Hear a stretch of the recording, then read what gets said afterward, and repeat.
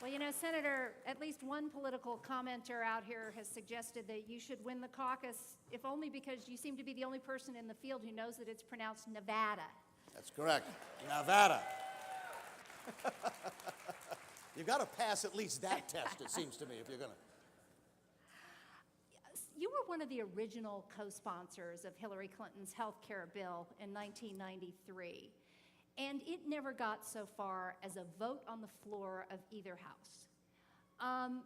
You suggest that there's been a failure of leadership on this issue, but in fact, you know, all the old opponents are still out there. Is there anything that has changed in the political climate, in the nature of the problem, that would suggest that things could be accomplished on health care that simply were not possible in 1994? Yeah, I do. I see a number of things. First of all, just the cost alone. 12 or 14 years ago, the overall cost was somewhere a little less than $1 trillion, I think. Today, we're looking at a cost figure somewhere in excess of $2 trillion, closer to $2.3 trillion. You're watching American business and industry beginning to reduce those health care plans for people. They're not doing it because they're evil in most cases. They're doing it because of cost factors. So there's a growing constituency that in the past was hostile to the idea of having a universal health care plan that I think understand the economics of this today better than they did 14 years ago. So those factors alone, I think, are making it greater possibilities for people to understand that this is hurting us. We're consuming now 16% of our gross domestic product in health care costs. That number could very easily jump to 20 or 25% very, very quickly. That becomes almost an unsustainable number.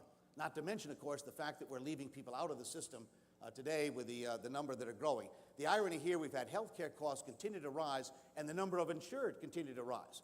So now we have 1 million more people than we did 6 years ago under this administration that have no health care, and that cost continue to go up. So I think the climate, Karen, is a lot better for this today. And again, it comes back to whether or not you can bring people together. I'm not engaging in something inconceivable here. On January 21st, the day after I might be inaugurated as President of the United States, I could invite literally a Chuck Grassley, a Ted Kennedy, a Max Baucus, a Ted Stevens. I'm talking about now people in the Congress who are responsible for the committees that deal with health care. Down to the White House and have a meeting.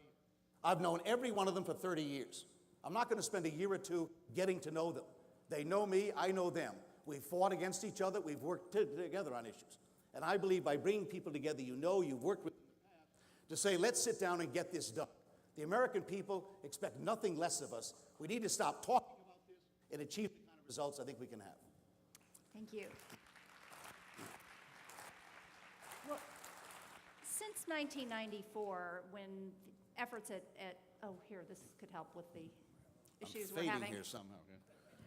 Is this working now? Yes, it is. Okay. Since 1994, when healthcare reform crashed and burned, Congress has sort of limited itself to incremental steps, and you've been involved in a lot of those. And so right now, I would like to call on Pat Moore, who's an RN at UMC, to ask you about an issue that you've been very active in, which is expanding coverage of children. Pat, are you here? We're having microphone gremlins, aren't we? Hello? There we go. Too many presidential candidates talking here. Hi, I'm Pat Moore. Yeah. State of Nevada, we have an exceptionally high number of uninsured children. It's really discouraging to me because I've been a pediatric ICU nurse at UMC. It's the only public-owned county hospital in southern Nevada, and I've worked there 25 years. So I see the results of what happens when parents cannot provide or enter the healthcare system for their children until it's too late. And then oftentimes the result is the death of the child. So I would ask you, what is your proposal, what is your platform for ensuring every child in the United States? Well, first of all, Pat, thank you for what you do as a nurse. Let me take advantage of your question to point out as well that on this Tuesday, I'll be introducing something called the Respect Act, which takes these Kentucky River cases, those of you who follow these questions understand about, that the NLRB, the National Labor Relations Board, last year declared that anyone who was occasionally a supervisor, had a supervisory function as a nurse, would be prohibited from engaging in collective bargaining agreements. My legislation overturns that. I think nurses ought to be able to organize collectively. And again, I want to thank your leadership, Andy Stern, the AFL-CIO, and others for already endorsing the legislation. Senator Kennedy, Senator Durbin are already co-sponsors of the bill. But I want you to know the nurse shortage issue, how nurses get treated and healthcare providers, is something that has a direct relationship, again, to the overall healthcare system, in my view, in the country. And again, I appreciate you bringing up the children's issue. I mentioned I started the Children's Caucus in the Senate with Arlen Specter some 26 years ago. And 12 million of that 47 million of uninsured are children in our country. The S-CHIP program is something I was a strong backer of, supporter of, an early author of that legislation to provide those kind of benefits. I'll be quite honest with you, when that first came up, I had some hesitancy, and in fact all of us did, in talking about this, Karen, because we had the feeling that if we just took care of children, that would make it harder to deal with the broader population. But frankly, things were moving so slowly that we decided we had to do something to directly reach out and to see to it that children were getting a far better start in all of this. So in addition to making sure that families with children would get 300%, those are 300% of poverty, would be included under Medicaid, you immediately can pick up an awful lot of those kids that you're talking about in your hospital. The Family and Medical Leave Act makes a difference. I'll never forget, C. Everett Koop, who, by the way, I voted against when he was nominated to be Attorney General because I disagreed with a lot of his views.